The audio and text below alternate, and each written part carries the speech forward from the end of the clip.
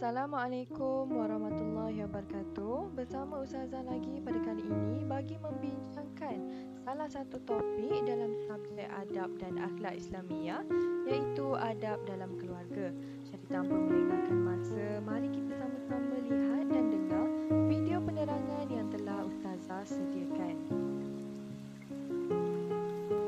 Baiklah, sebelum itu Ustazah akan terangkan apakah itu maksud keluarga. Keluarga adalah kaum kerabat dan saudara mara terdekat, termasuklah ibu bapa, datuk dan nenek, adik-beradik, bapa dan juga ibu saudara. Sekarang mari Ustazah terangkan apakah itu adab bergaul dengan keluarga. Yang pertama, sentiasa nasihat menasihati ke arah kebaikan.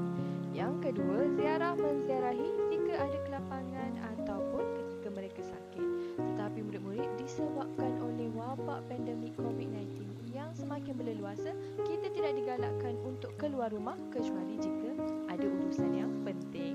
Seterusnya, adab bergaul dengan keluarga yang ketiga adalah menjaga tingkah laku dan percakapan.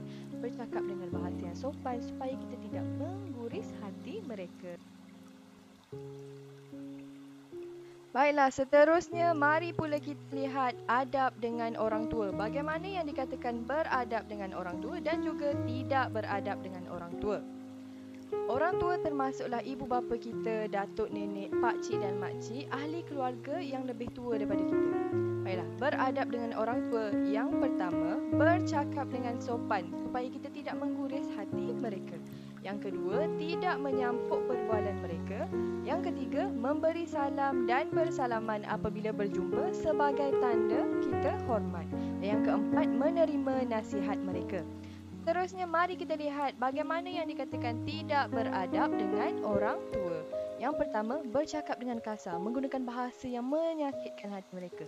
Yang kedua, menyampuk perbualan mereka.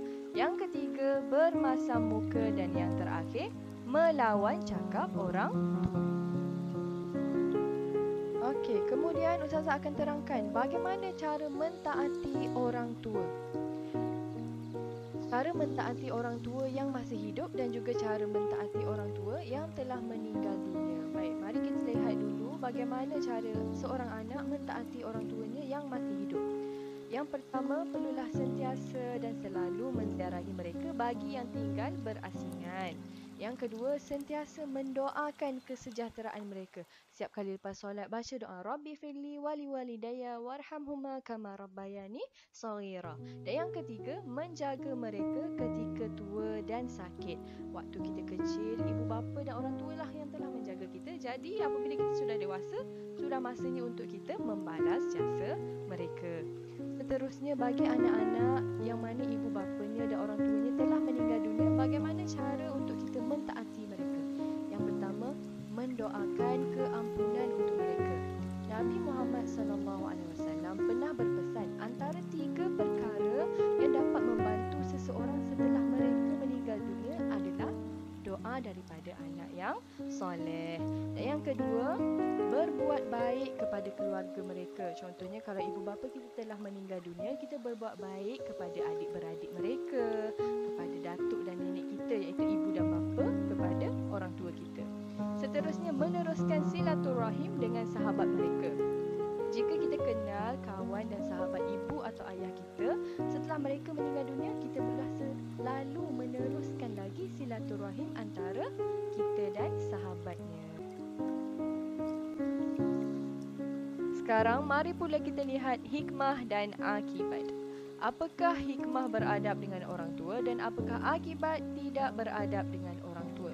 Hikmah bermaksud kebaikan yang kita akan dapat dan akibat bermaksud keburukan yang kita akan dapat kalau kita tidak beradab dengan orang tua. Hikmah beradab dengan orang tua yang pertama, kita akan mendapat pahala. Yang kedua, ikatan kekeluargaan bertambah kukuh. Yang ketiga, disayangi oleh keluarga dan masyarakat. Dan yang keempat, mendapat keberkatan hidup. Seterusnya, akibat tidak beradab dengan orang tua. Yang pertama, semestinya kita akan mendapat dosa kerana telah berlaku kurang ajar dan mengguris perasaan orang tua. Yang kedua, merosakkan keharmonian kekeluargaan dan masyarakat. Yang ketiga, kita akan disisih oleh keluarga dan masyarakat. Apabila kita buat perkara yang tidak disenangi oleh mereka, mestilah kita akan disisih dan tidak disukai. Dan yang terakhir, akibat tidak beradab dengan orang tua adalah hidup tidak akan diberkati oleh Allah.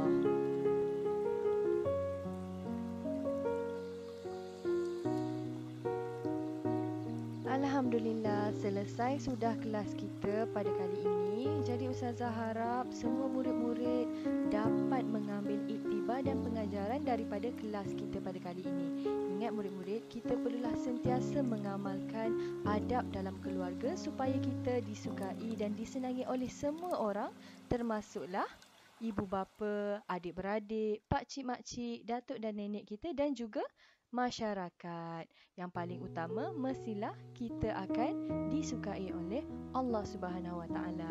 Syukran, jumpa lagi. Assalamualaikum warahmatullahi wabarakatuh.